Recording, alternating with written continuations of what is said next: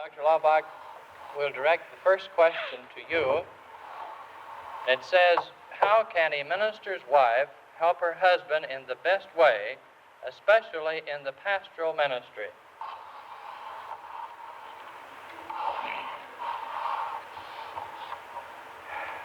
Well, she can answer his letters for him.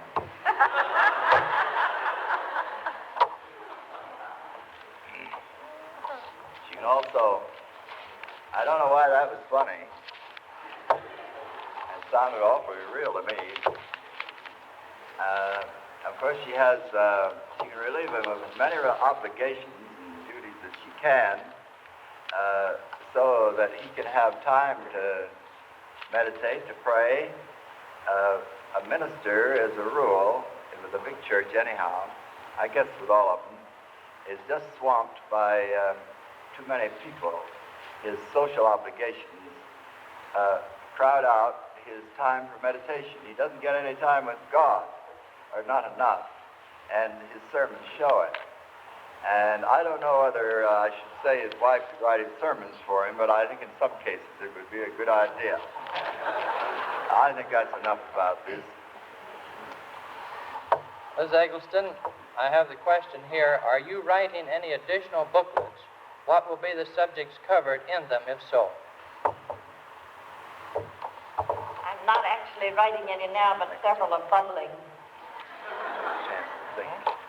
And the one that's bubbling the hardest is how to deal with suffering and problems.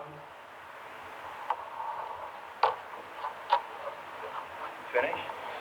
Oh, talk a little longer. I'm not ready yet.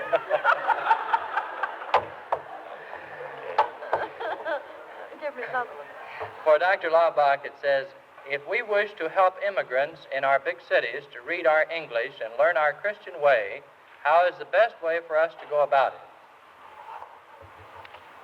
Of course, there are two things there.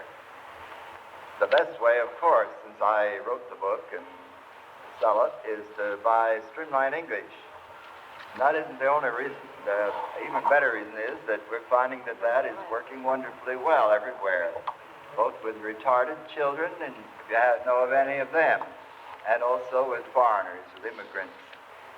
All over the United States, there are people who are writing letters to us after getting this, saying it's fine. And I want to take this chance to recommend that everybody here look around, find anybody who can't read or can't read very well. If you find any boys or girls who didn't get along very well at school, or if you find any immigrants, this is a wonderful way to carry out the Spirit of Jesus and win them to yourself. And then if you teach them, every time you teach, you've got a chance to talk to them about the Lord Jesus Christ in a way that won't be too obvious and never obnoxious. And you can win them to Jesus by being like Jesus. How will they ever see him if they don't see him in you? And when they do see him in you, it's very easy to tell them about it. The best way to go about it, you'd ask here. Well, just look around. If you have a Negro church, you can go there and find out whether there are any Negroes who can't read. And that's a very good idea to teach them. And it shows that you have many racial prejudices. And go to the poor churches. I don't know how else to find out who these people are. Should I accept minor reoccurring symptoms of a former nervous trouble or pray for complete healing? You should never accept anything that's less than perfect, for the goal that Jesus gave us was be ye perfect. Dr. Schindler says it's not our nerves, that these wrong emotions upset the glands. The nerves are your telegraph system that tells you about it. And when you're feeling nervous, your nerves are doing a mighty good job. They're telling you that you're doing something that's upsetting your glands. And it'll get quiet and confident. And let Christ in. And let him have his way. His way is always be ye perfect. He'll give his peace. And in the center of his peace is all power. So don't pray for power. Pray for his peace. For a body that's at peace and relaxed functions perfectly. And the glands behave, and then the nerves haven't anything to tell you except just peace.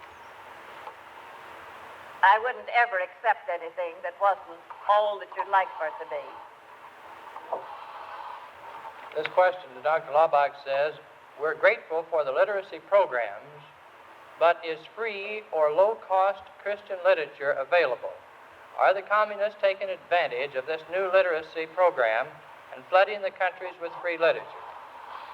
Now, that is a very important question that I should have answered before you asked it. One half of our literacy problem is getting this kind of writing. It doesn't write itself. You can't say to a typewriter, we need a lot of this written, go ahead. And you can't say that to an ordinary person. It requires a very well-trained person. High-grade writers are no good because they use too many of these words in such long sentences. You've got to take people and train them to write simply and fascinatingly. The reason our son Bob, has gone into that field instead of literacy is because he believes that literacy itself is failing of its purpose unless we can train people to write. So he's present at Syracuse University teaching a course there in how to write simply for new literates, for both Americans who want to take that course and those who come from abroad. This summer they're having a course in Chautauqua, New York. He's there with that. It's a summer course. And then we also have that sort of thing down in Koinonia.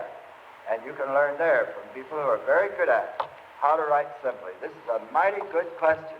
And if there are any of you people here in this room who don't know what profession you want, and you do know that you can write, I'd like to interview you if I can before you get away. I get away.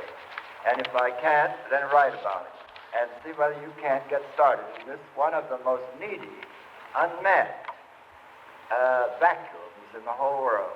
It's true that the communists are putting out an enormous amount of cheap literature. I'll have to admit it. But I'll tell you one thing about it as a rule. There is no country in the world where they can write as well as we can at our best. The writing we do in our magazines, the Reader's Digest and Time and so forth, is just unequaled on this planet for fascination, for convincingness, and especially the advertising. They can sell you anything. They can make you believe anything as bad as good. If only we could devote this talent that we have developed here in America to writing good things simply for these great masses, we wouldn't have anything to fear. Because, as a rule, the writing of the communist is as dull as a college textbook. Oh, pardon me. As the, I forgot where we were. As dull as a government bulletin. So, all we need to do is get the writers. So come along. We'll help you write. Now, for Ms. Eggleston, I would like to ask someone else to use the subconscious method of prayer on me. Will it work even though I know he is doing it? Or could I make a record and play it during my sleeping hours?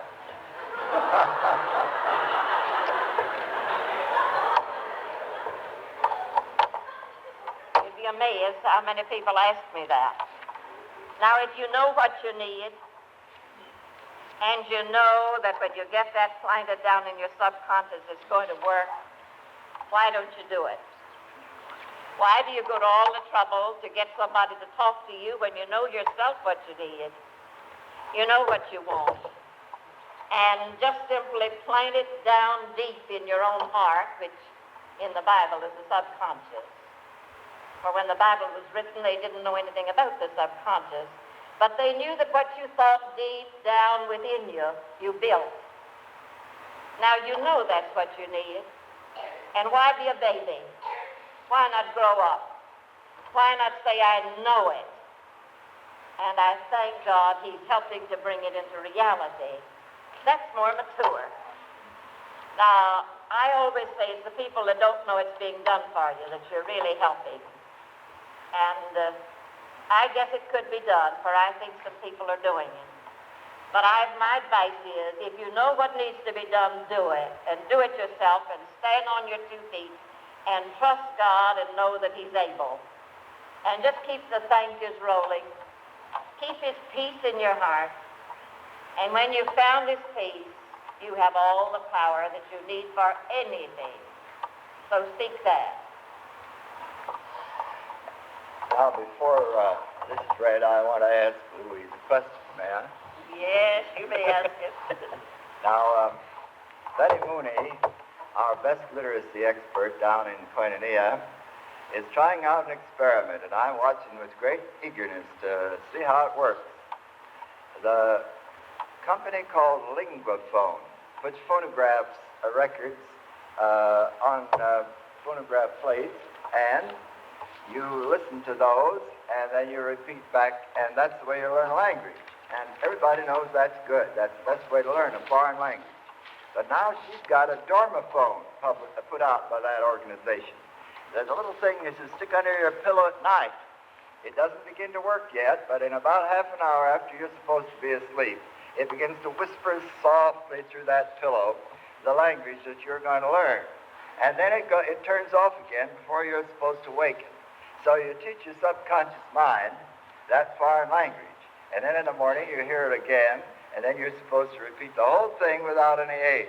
Now, whether that's a good thing or not, I don't know, but you can write and ask Betty because she's trying it out. But what I want to ask Louise is this. I've always had a terrible memory. That's bothered me all my life. I think that's the reason I can be a literacy man, because I know how hard it is to learn anything.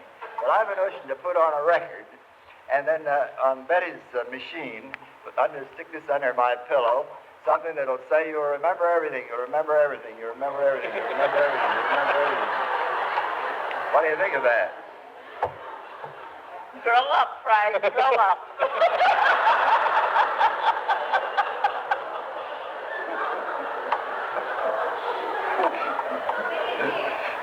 I told him to grow up. Turn over, I told him to turn over. We don't want him to go to heaven yet, though, do we? Now, I want to tell something. There are records that you can get that will teach you any language. I don't like the putting it under the pillow idea. I've heard too many doctors say that it disturbs the conscious mind and you do not sleep as well. This subconscious hears it without the conscious mind hearing. And the doctors that have been working with this find that it's better if it's not under your pillow. If it's at a distance where your subconscious will hear it all right, but your conscious mind does not.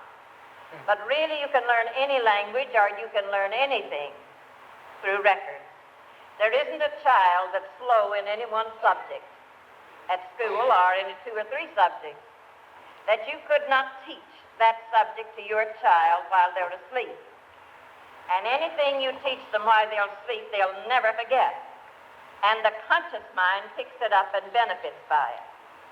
So this phonograph record business is really something that's just in the beginning, but it has amazing possibilities. And I think maybe we could all learn a nice foreign language easily while we sleep. Wouldn't that be fun? Thank you. I'm going to employ Louise as my salesman. She can study anything.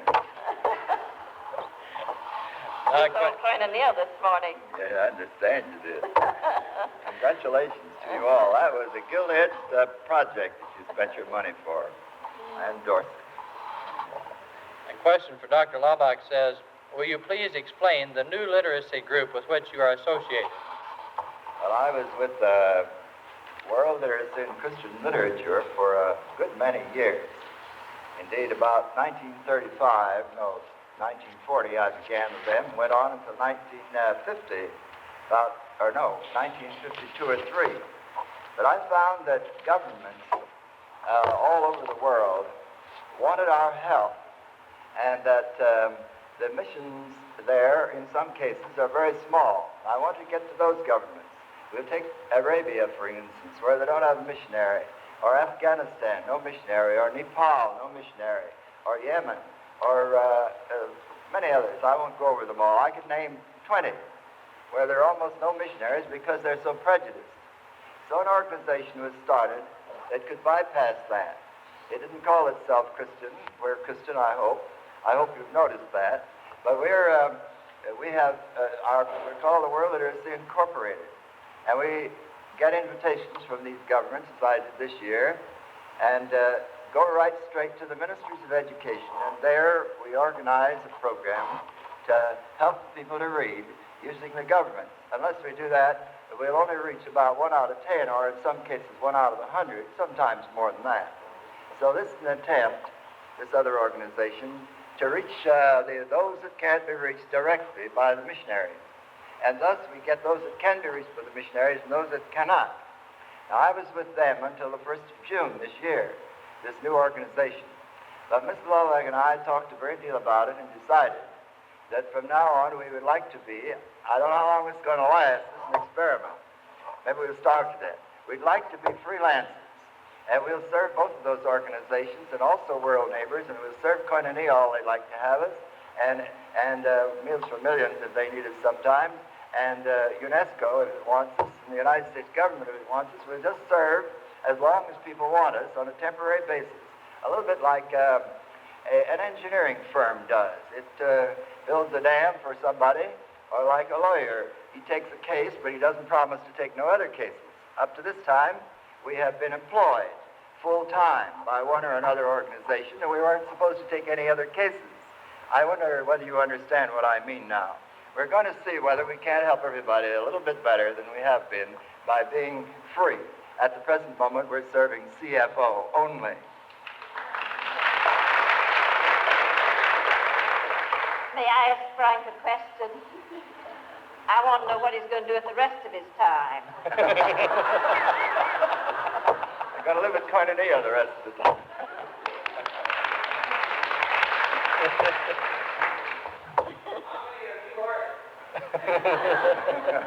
What'd you say? He just laughed and he said, "How many of you are there?" There isn't but one. Only one. This question is from Oh, that isn't quite true. We are a group of young people. I've named Betty Mooney, and there's Nell Pearson, and there's a lot of people down there at around Koinonia, and then I've named my son already, and Bob, and Dick Cartwright, who's been teaching in the Southern Baptist Seminary this year, and I'm afraid I could just keep going right on. Graham Leonard, who's now over there in the Near East, and a great many others around the world and in the United States are getting trained.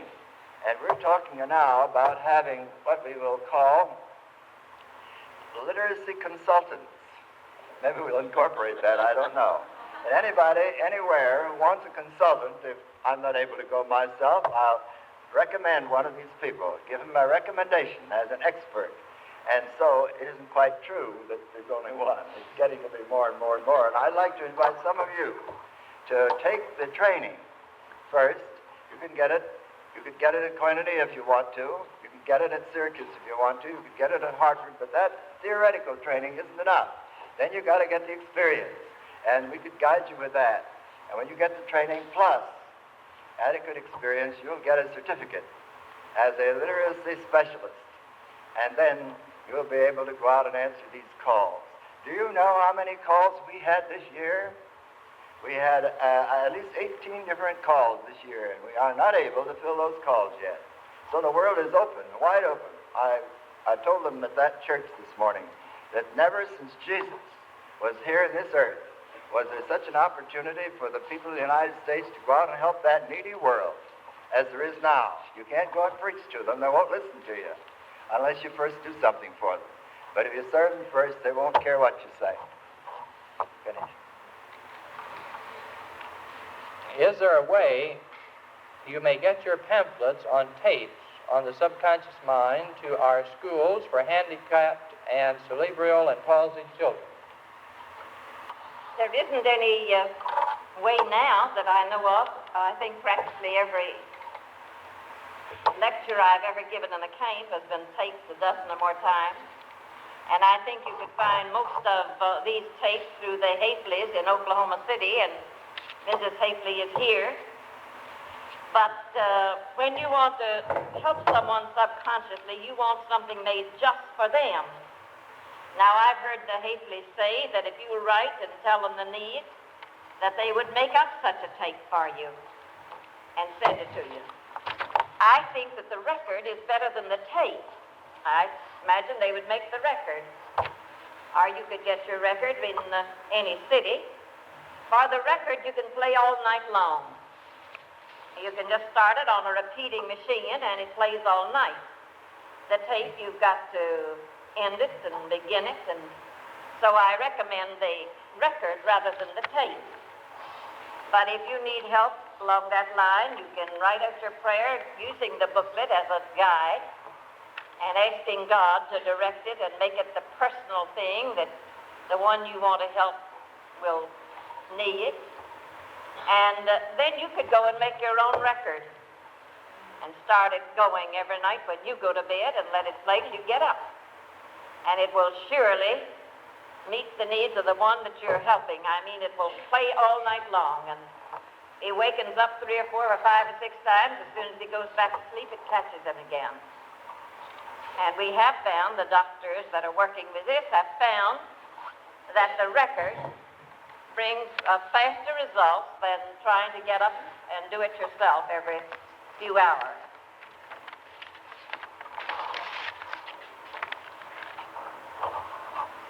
Question for Dr. Laubach.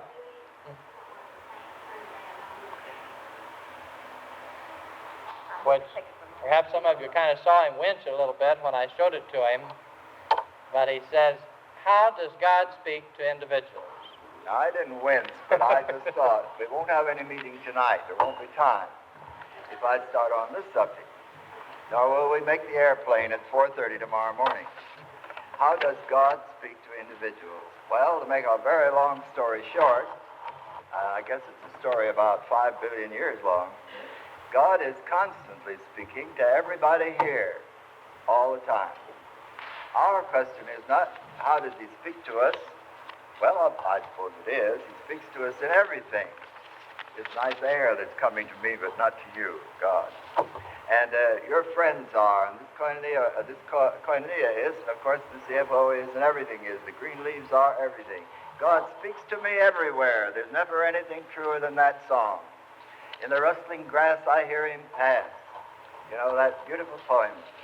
But the question is not how does he speak to us, but how can we hear him? And that also is a long answer, and yet it can be all summarized this way. Begin to try. That game with minutes is a facetious name for practicing his presence, and that isn't a very good name. The better name would be practicing hearing God. Keep on listening, and you get better at it.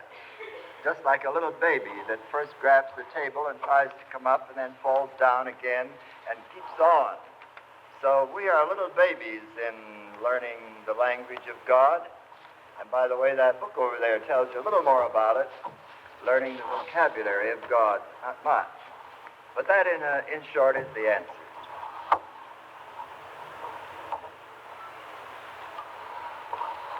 Then we have the question from Mrs. Eggleston. In subconscious prayer, is it advisable to be working for only one person at a time, or can one message follow another to different people? Yes, you can follow just as many messages as you want. I always end mine with God bless you.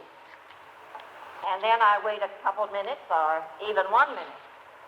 And when you call someone else's name, that other person will not listen. No one ever listens to anything except what calls their own attention. And if you want to stay up all night, you can talk to people all night long. Now, when you call another's name, it'll drop the person that you were before talking to. So the limit is with you.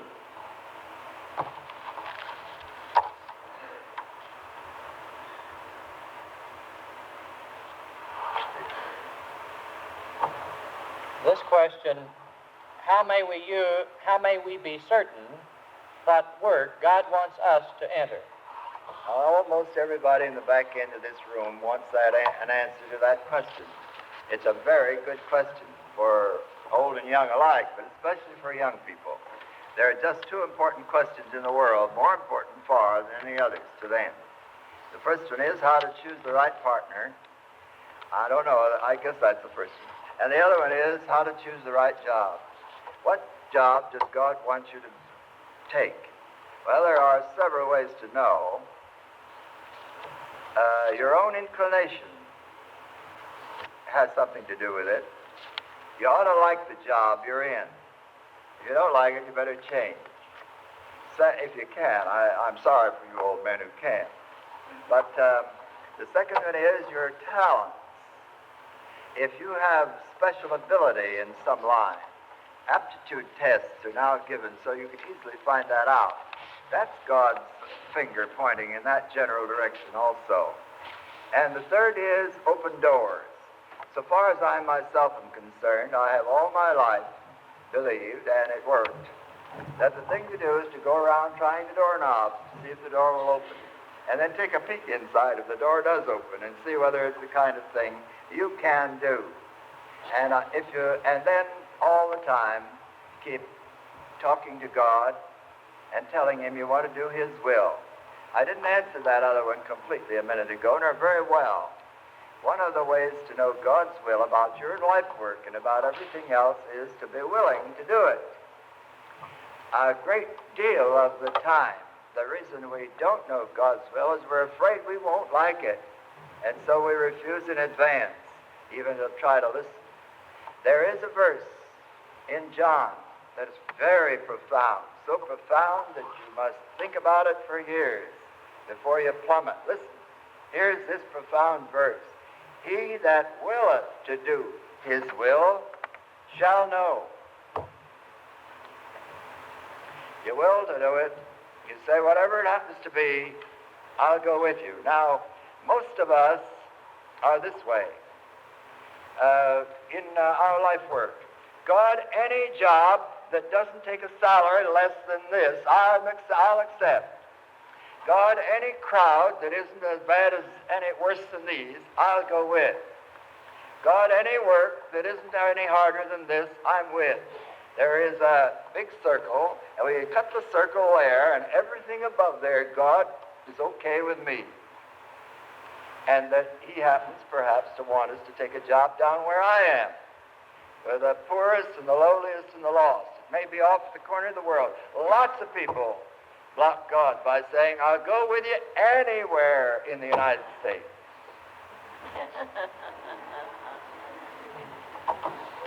Finished. You saw the point. Ms. Eggleston, this question, as I glance through these various questions, is perhaps asked more often than any other one. This particular person writing this one states it this way.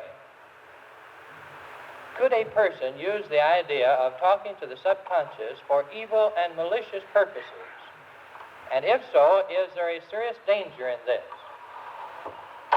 It could be done. The Russians, that's their way of brainwashing.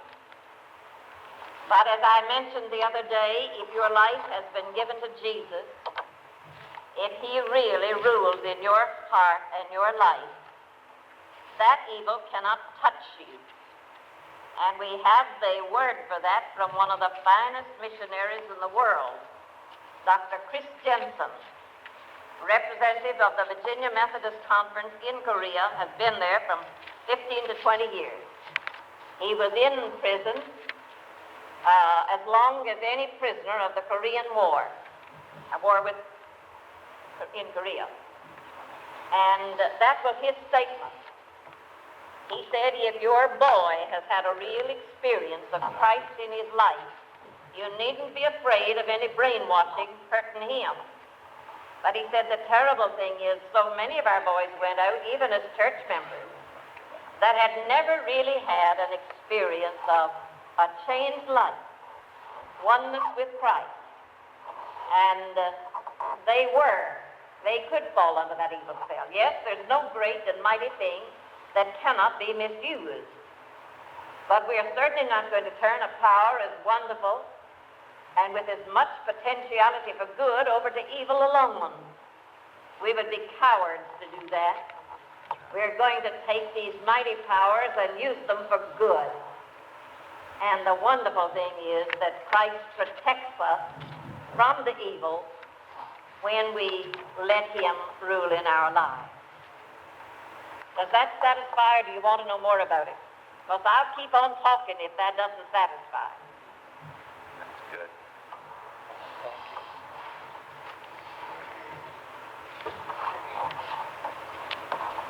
I'm going to tell them the one I didn't answer. And we have this question for Dr. Laubach. Which do you think is the stronger force, environment or heredity? Well, what I think is that nobody knows yet, because there's no way to find out very well. I remember when I majored in sociology, and I remember studying that the only way to find out whether environment or heredity is the more powerful is to study identical twins. If they live in another part of the world under entirely different circumstances, and if they have a toothache on the same day, or a headache, or they die on the same day, or they decide to get married on the same day, and they never have any correspondence with each other, it looks as though heredity had a lot to do with it. And the actual study of these identical twins indicates that a great deal of that does happen, but not always, not by any means. But there isn't any way to know this perfectly. But what one can know, he doesn't have to read a psychology book or any sociology, is this, that we are constantly made by our surroundings. You are made better by being here in CFO, or at least I am this week, because you're surrounded by the right kind of people. You're right in the very air, and everything else here is something that lifts you. It's easy to be good here, and sort of hard to be bad. So when you get away from it into another environment, you know that we drift into the other environment. So we cannot hide behind heredity and blame God for the evil that we do. We must take that blame upon ourselves. But then as soon as we say that, we must be very careful not to get people so deep in the dumps of despair that they will not go back to God. I have a suspicion that about half the people who are going crazy or who are going bad and going into despair and going away from God is because they don't believe God will forgive them. They don't understand him. And he's the most forgiving person in the whole universe. Jesus Christ doesn't like to condemn anybody. He likes to take them and lift them. He said so himself. May I add a line? Let's not forget that our divine heredity is stronger than any human we ever inherited. I'll applaud that. Then we have this question. Many prayers have been said for our healing, yet healing hasn't come. Would you ask for any more prayer? Oh, I'd ask for more of Christ. There's nothing magic in prayer. Prayer is only a means of leading us to Christ. He is the only power. So instead of asking for prayer, I'd ask for Christ. And then I'd open my heart, receive him, and I'd learn the art of stillness until I came to know that he's here. And when we know that he's here and we belong to him and he belongs to us, that we're letting him direct our life forces, we can know that he's going to take care of any need there is in us. So don't ask for more prayers. Ask for more of Christ. That was good. What do you say? Is the feeling of peace on being saved the same as when an intercessory prayer is answered?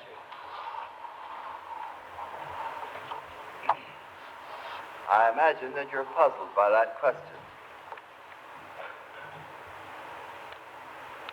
At least I am myself, just slightly. I'm not quite sure what the writer meant by it. When you yourself feel sure that you are at peace with God, that he counts you as his friend, then there is in you a great peace. You're not at peace until that happens. That is not, of course, the same as intercessory prayer, but in intercessory prayer, you're not praying for your own peace. You're praying for somebody else. And when the intercessory prayer is answered, then of course there does come a great peace, and also sometimes a tremendous elation. My goodness, you know who you are. You don't care if I tell, do you?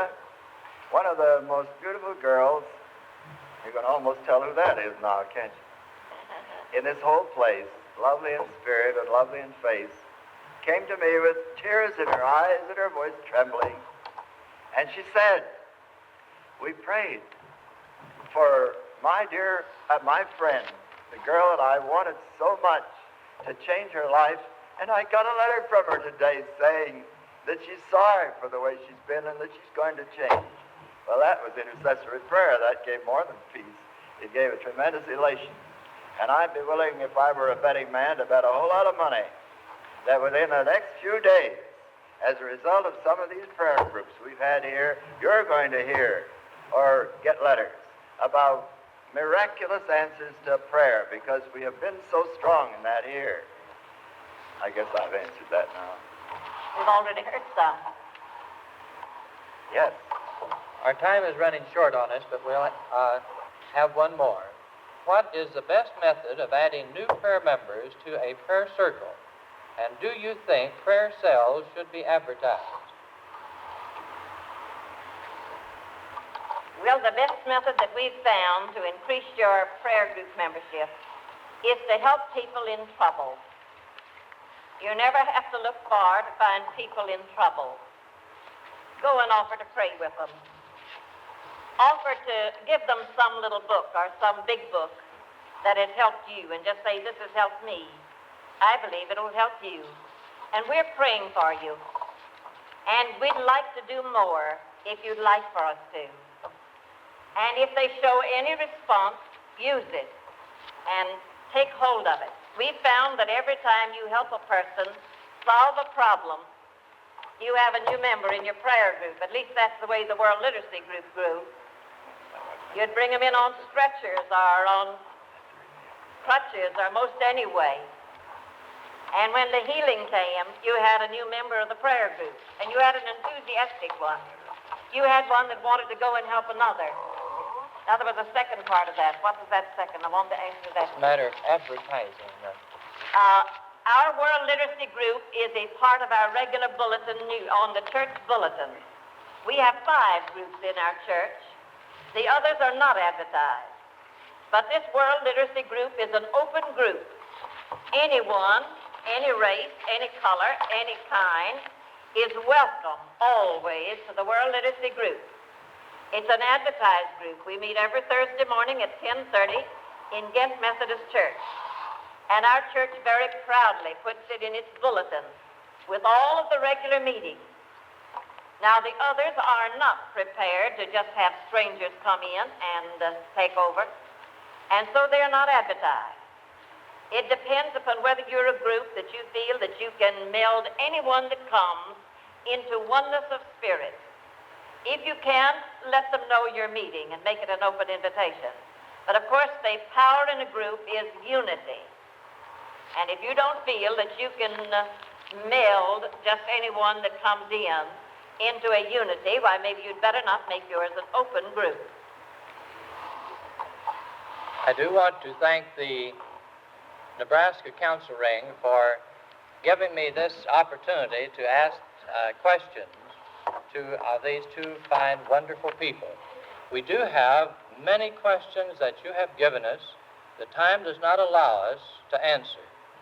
There are many of these questions that I know that are very real and have great meaning to you as an individual, and are even of the type that we might think of as being the basis for counseling.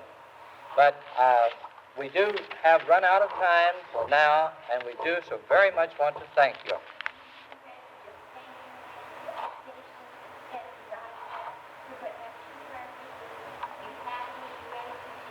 It suits me because any prayer group I lead, I always give them a chance to ask questions. Take a vote to see if they want to continue this or separate. My feeling is that prayer groups are better than talking about it. And that's all there'll be.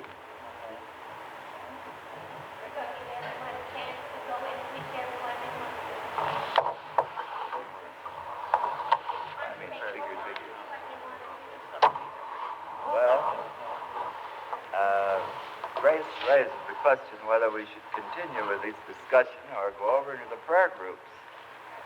And there's a difference of opinion up here at the table about it, and what do we do about it? We would also want to make mention, while you're there on that subject, Dr. Laubach, that there are many who are planning on taking pictures of you and Miss Louise also. So I'm not just sure when we'll be able to work that in, but it is something that I wanted to make mention of.